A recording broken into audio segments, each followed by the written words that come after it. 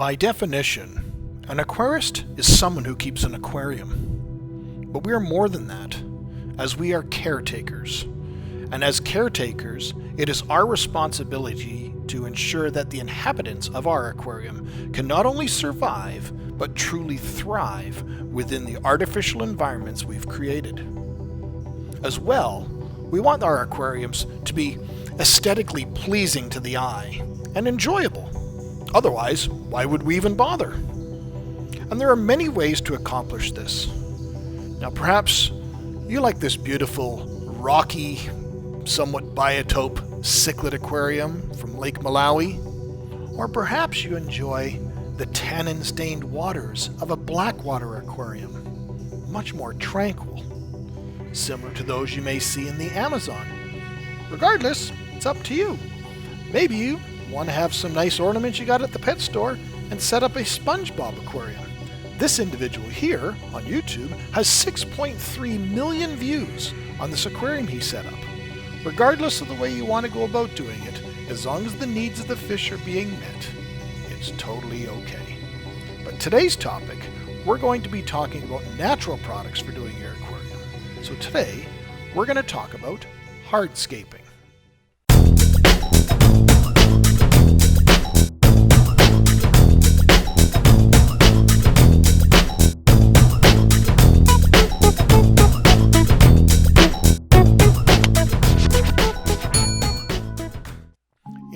Landscaping, we refer to hardscaping as the addition of man-made materials.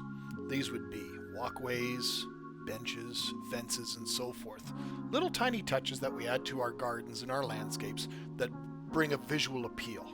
However, in an aquarium, we refer to hardscaping as the addition of rocks and stones and driftwoods and different things. These things create visual barriers for the fish, visual interest for us, and they become the bones, the structure of the aquarium. The incredible diversity of materials available today is truly second to none. And as you can see by looking at all these different examples, it's truly an artwork, the eye of the beholder, as we try to create. So I stopped by my local wholesaler just to give you guys an idea of the sheer volume of materials that are available. This stone, I believe, is called elephant skin stone.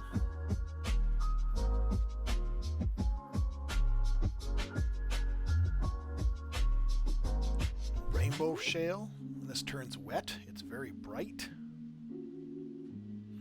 Some sort of very calciferous, like a base rock type material, similar to limestone. This looks almost similar to like Texas holy rock.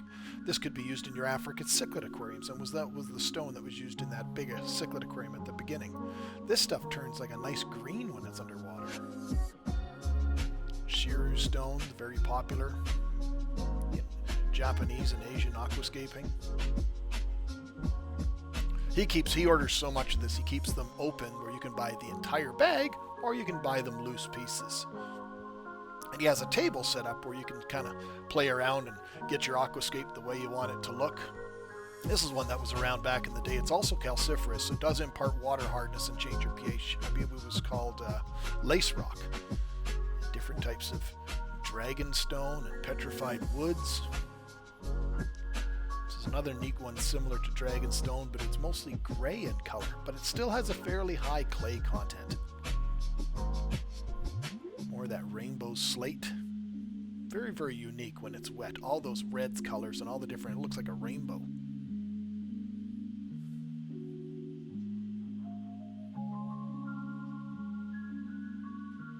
The variety of this stuff is incredible.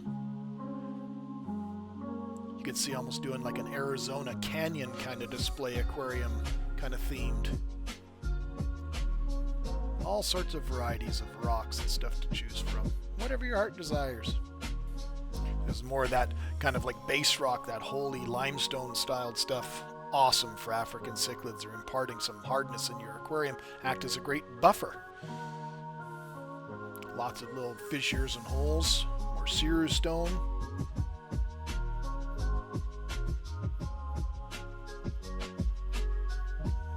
has so many different textures and things on it. It's no wonder it's such a popular landscaping or hardscaping rock. And as I mentioned, he sells them all in the big giant bags. So you can buy it by the full bag, or you can buy it by the individual pieces. But by buying it by the individual pieces, you know exactly which pieces you're going to be buying, as you can sit there for an hour or so, playing around with the rocks and the driftwood on a table, till you get it just right. This is one we hadn't seen in Canada for a long time. This is pumice, and pumice is known as those floating rocks. I've often seen them in the aquarium trade with little small pieces sold, but never nice big landscape size ones. These are beautiful if you want to do a nice avatar inspired aquarium. And as much as there's an incredible selection of rocks and aggregates, also is the same for all the different type of woods. Look at this beautiful piece of spider wood.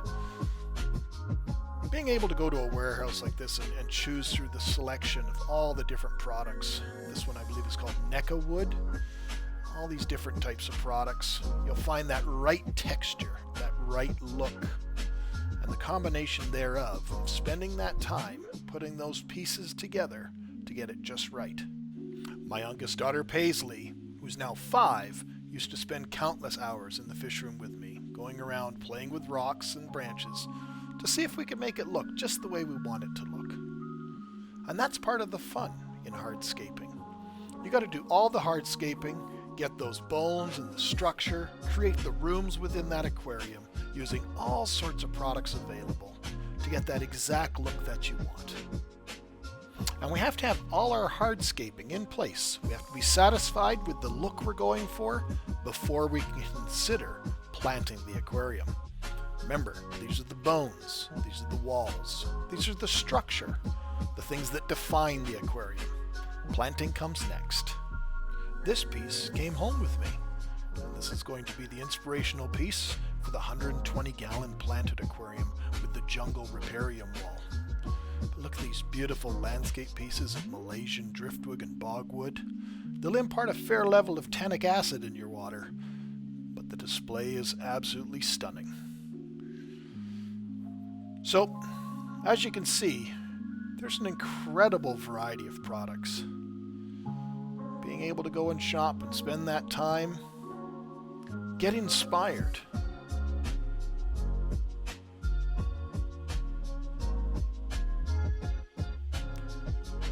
Nature's bounty is truly incredible.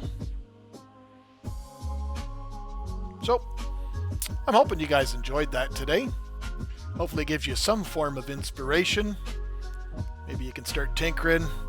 It is truly an art form, but that art is truly in the eye of the beholder.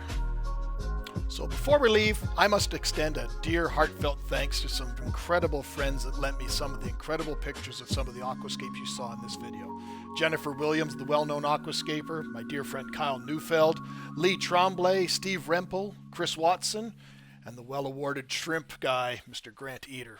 Thank you very much, my friends. Until next time, take care.